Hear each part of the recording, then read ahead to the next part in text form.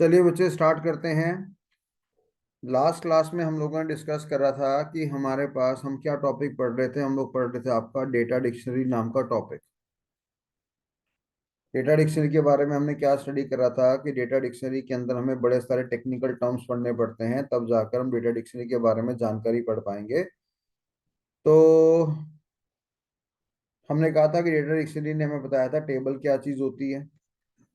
Table दो तरह के होते हैं, system defined table, user defined table. वो टेबल जो सॉफ्टवेयर प्रोवाइड करेगा। सिस्टम डिफाइंड टेबल है वो टेबल जो यूजर की रिक्वायरमेंट्स पर आधारित है, उसको हमने यूजर डिफाइंड टेबल का नाम दिया हुआ है। ठीक है जी। टेबल का हमें सबसे पहले क्या बनाना पड़ता है, ढांचा बनाना पड़ता है। इससे पहले कि मैं टेबल के अंदर जानकारी सेव करूं, मेरे को क्या करना पड़ेगा, टेबल का स्ट्रक्चर क्रिएट करना पड़ेगा।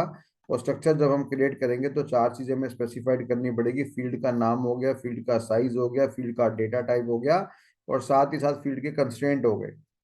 कंस्ट्रेंट की बात करेंगे, चार तरह के कंस्ट्रेंट होते हैं। रेंज कंस्ट्रेंट हो गया, नल कंस्ट्रेंट हो गया, डिफॉल्ट कंस्ट्रेंट हो गया, और रेफरेंशियल इंटीग्रिटी हो गया। रेंज को हम पढ़ चुके हैं, नल को पढ़ चुके हैं, डिफॉल्ट को पढ़ चुके हैं। प्रीवियस लेक्चर आप रिवाइज कर लेना अगर आपको याद नहीं आ रहा है तो। आज हम टॉपिक स्टार्ट करने जा रहे हैं, उसका नाम है रेफरेंशियल इंटीग्रिटी। और इसी रेफरेंशियल इंटीग्रिटी के अंदर what we have the concept of self referential integrity. ठीक है जी।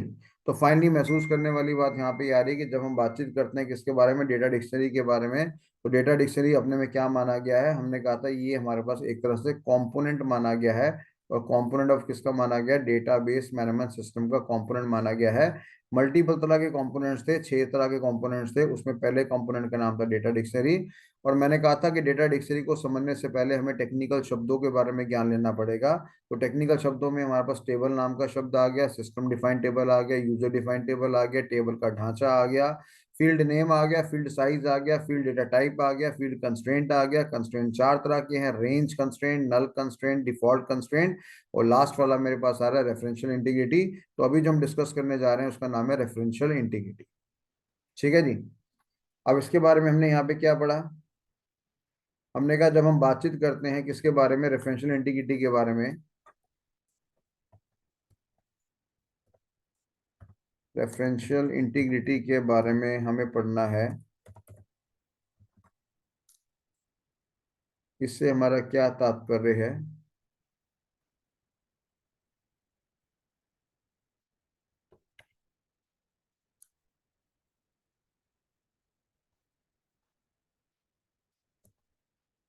हमने कहा इन this case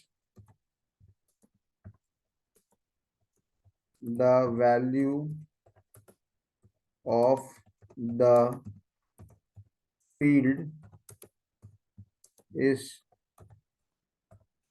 compared with the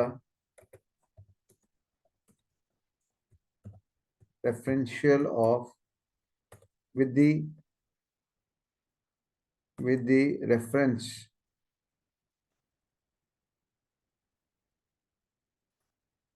reference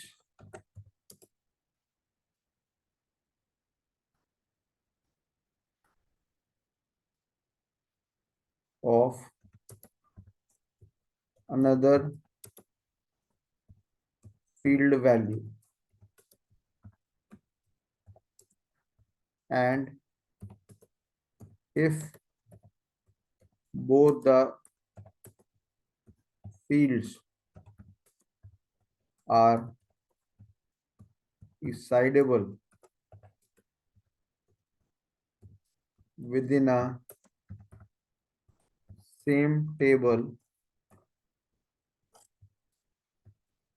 the process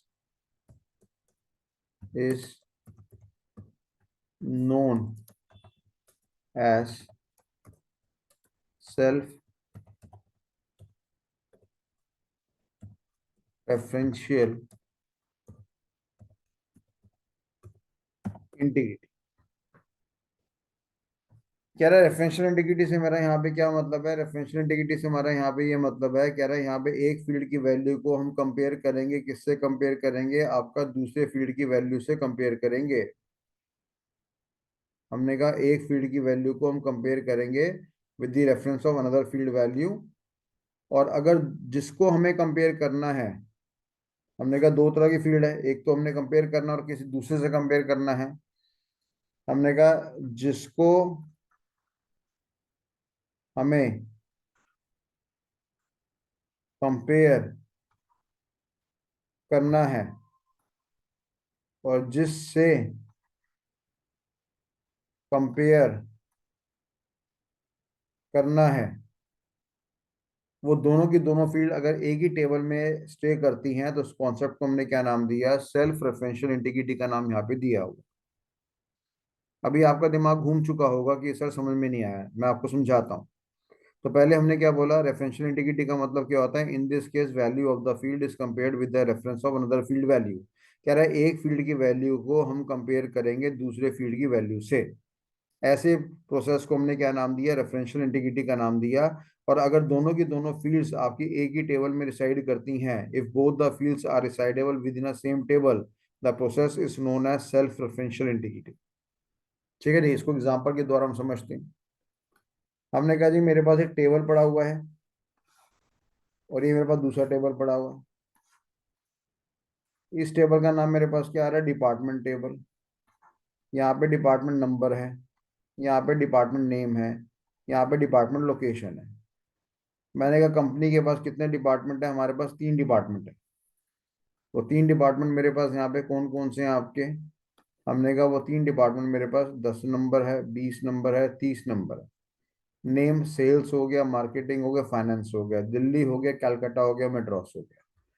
ये डिपार्टमेंट नाम का टेबल है जो कंपनी के डिपार्टमेंट्स के बारे में जानकारी मेंटेन करेगा। ऐसे ही मैंने बोला मेरे पास एक और टेबल है जो कि एम्प्लॉयज के बारे में जानकारी मेंटेन करेगा, तो मैंने कहा ये टेबल का नाम मेरे पास क्या आ रहा है, एम्प्लॉय वाला टेबल, जो कंपनी के एम्प्लॉयज के बारे में जानकारी मेंटेन करेगा। इसके अंदर मेरे पास एम्प्लॉय का कोड है, एम्प्लॉय का नेम है, एम्प्लॉय का एड्रेस है, और वो किस डिपार्टमेंट नंबर में काम करता है वो जानकारी मेरे पास यहाँ पे मौजूद है।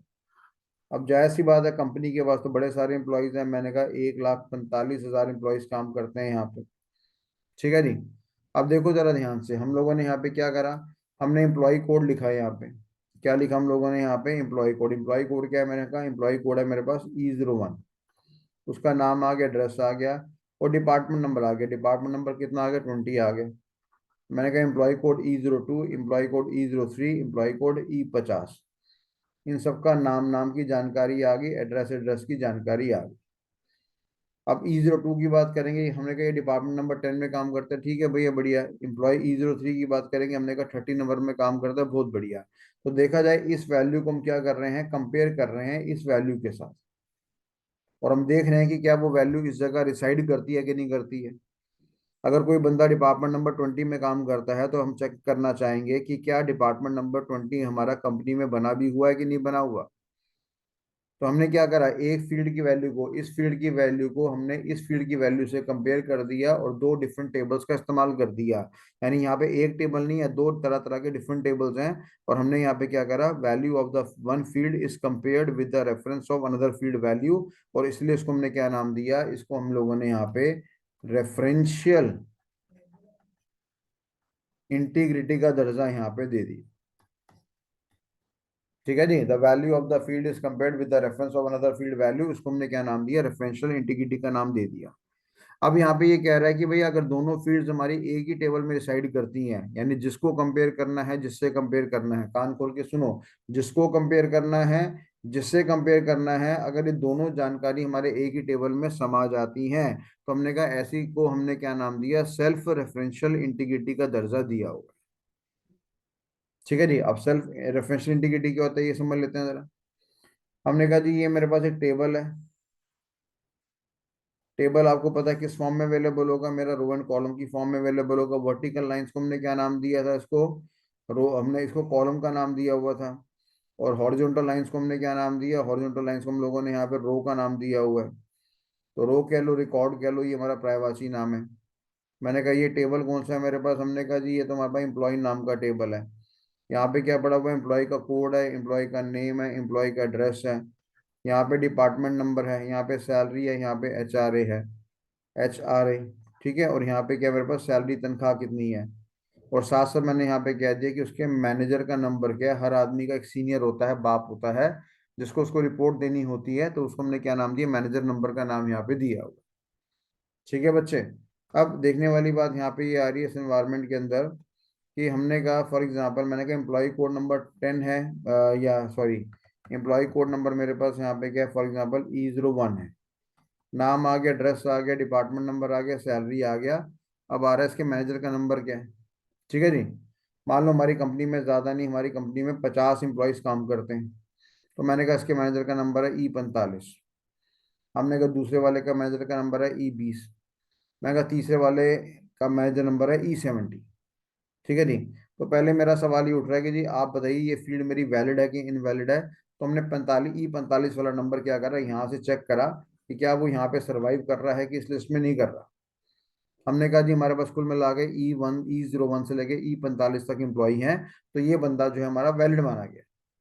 हमने कहा दूसरा रिकॉर्ड देखो यहाँ पे क्या लिखा, E20 लिखा हुआ है। अब E20 को भी हम क्या करेंगे, इस जगह से कंपेयर करेंगे, क्या E20 नाम का आदमी सरवाइव करता है कि नहीं करता। हमने कहा ये भी सरवाइव करता है, ये जानकारी भी सही है। अब देखो तीसरा रिकॉर्ड जहाँ पे E70 बताया जा रहा है, मेरे पास कुल मिला के कितने एम्प्लॉयज काम करते हैं, 50 एम्प्लॉयज काम करते हैं। यहाँ पे मैनेजर नंबर क्या आ गया, E70 आ गया। तो क्या ये बंदा इस बंदे का मैनेजर बन पाएगा, बिल्कुल ही नहीं। जब तक ये इसका एम्प्लॉय नहीं बनेगा ये मैनेजर कैसे बनेगा। तो यानी कहने का मतलब है ये जो मेरे पास इंफॉर्मेशन है ये मेरे पास कायदे से क्या मानी गई है, आपकी इनवैलिड मानी गई है। और इसके बदले में हमें क्या मिलेगा, एक मैसेज। और मैसेज क्या रहेगा, एरर मैसेज, कि भैया ये जो आपने डेटा फीड करा है बिल्कुल अगेंस्ट द रूल्स है, अगेंस्ट द पॉलिसीज है। E70 नाम का तो एम्प्लॉय हमारे यहाँ पे सर्वाइव ही नहीं करता। तो आप देखिए मैंने क्या बोला, हमने यहाँ पे इस फील्ड को कंपेयर करा, इस वाली फील्ड को हमने क्या करा, इस वाली फील्ड से हमने यहाँ पे क्या कर दिया, कंपेयर कर दिया। यानी मैंने कहा इस वाली फील्ड को हमने इस वाली फील्ड से कंपेयर कर दिया। और जिसको कंपेयर करा है और जिससे कंपेयर करा है, ये दोनों फील्ड हमारी कहाँ पे रिसाइड कर रही हैं, एक ही फाइल के अंदर, एक ही टेबल के अंदर रिसाइड कर रही हैं। और यही रीजन है कि इस कारण से उसको हमने क्या नाम दिया, इस कारण से उसको हमने सेल्फ रेफरेंशियल इंटीग्रिटी का दर्जा यहाँ पे दे दिया। ठीक है बच्चे। तो हम यहाँ पे वेरीफाई कर रहे हैं कि जो भी डेटा इनपुट करा जा रहा है वो सारा का सारा सही होना चाहिए, क्योंकि हमें पता है इनपुट गलत होगा तो प्रोसेस गलत होगा, प्रोसेस गलत होगा तो आउटपुट गलत होगा। परवरिश अगर गलत होगी तो बच्चा अच्छा कैसे पनप सकता है। तो हमने साफ बोल दिया कि हमें इनपुट करते समय कोई भी किसी भी प्रकार का एरर मैसेज नहीं चाहिए। इसलिए हम लोगों ने मल्टीपल तरह की बंदिशें लगा दी। हमने यहाँ पे रेंज कंस्ट्रेंट लगा दिया, नल कंस्ट्रेंट लगा दिया, रेफरेंशियल इंटीग्रिटी लगा दिया और डिफॉल्ट कंस्ट्रेंट लगा दिया।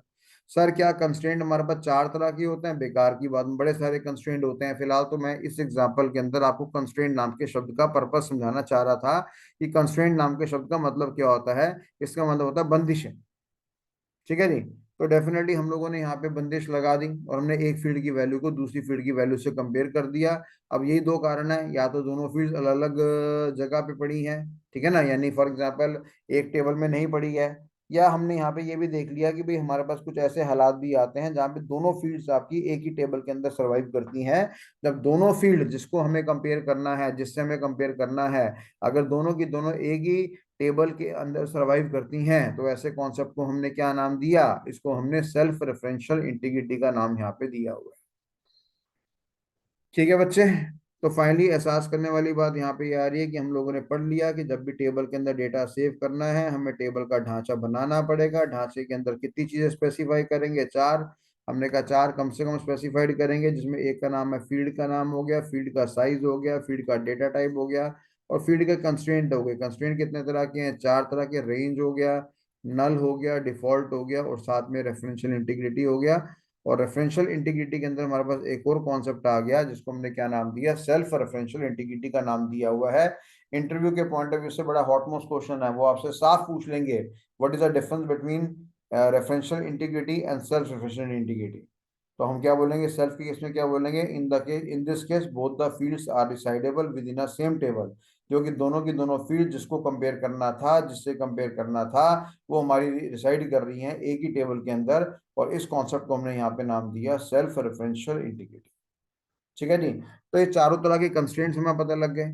हमें पता लग गया कि भैया हमारे पास 2 तरह के टेबल हैं, सिस्टम डिफाइंड टेबल भी है, यूजर डिफाइंड टेबल भी है, ये भी पता लग गया। हमें इनफैक्ट टेबल की डेफिनेशन क्या होती है ये भी पता लग गई। तो ये सारी की सारी मेरे पास क्या मानी गई है, टेक्निकल टर्म्स मानी गई हैं। जो कि मैंने आपको बोला था क्या, कि डेटा डिक्शनरी को पढ़ने से पहले हमें बेस बनाना पड़ेगा, हमें टेक्निकल टर्म्स को पढ़ना पड़ेगा। तो क्या टेबल नाम का शब्द आपको क्लियर है? आप अपना मेरे को कमेंट बॉक्स में बताना। क्या स्ट्रक्चर नाम का शब्द आपका क्लियर है? कमेंट बॉक्स में बताना। क्या सिस्टम डिफाइंड टेबल का मतलब क्लियर है? कमेंट बॉक्स में बताना। क्या यूजर डिफाइंड टेबल का मतलब क्लियर है? कमेंट बॉक्स में बताना। फील्ड नेम क्या होता है, फील्ड का साइज क्या होता है, डेटा टाइप क्या होता है, कंस्ट्रेंट क्या होता है, क्या ये कॉन्सेप्ट क्लियर है? डेटा टाइप का मतलब क्या होता है, nature of the field value. जब भी आप फील्ड के अंदर वैल्यू डालते हैं, या तो आप अल्फाबेट डालेंगे, या अल्फा न्यूमेरिक डालेंगे, या आप न्यूमेरिक डालेंगे, इस तरह की वैल्यूज आप डालेंगे, तो definitely data type specify the nature of the field value, कि किस फील्ड के अंदर किस तरह का डेटा डालने वाला है, वो जानकारी वो आपको रखता है। ठीक है जी। अब साथ साथ देखने वाली बात है कि आपको फील्ड नेम का मतलब पता लग गया, पता लग गया। फील्ड साइज मतलब क्या था, number of characters. Field data type का मतलब क्या था, nature of the field value. और कंस्ट्रेंट कितने तरह के हैं मेरे पास, चार तरह के। पहला नाम मेरे पास क्या आ रहा है, रेंज आ रहा है। दूसरा नल आ रहा है। तीसरा डिफॉल्ट आ रहा है। और चौथा मेरे पास आ रहा है आपका रेफरेंशियल इंटीग्रिटी, या उसको हमने बदले में क्या नाम दिया, सेल्फ रेफरेंशियल इंटीग्रिटी का नाम यहाँ पे दिया हुआ। ठीक है बच्चे। तो टेक्निकल टर्म्स में हम ओके हो गए।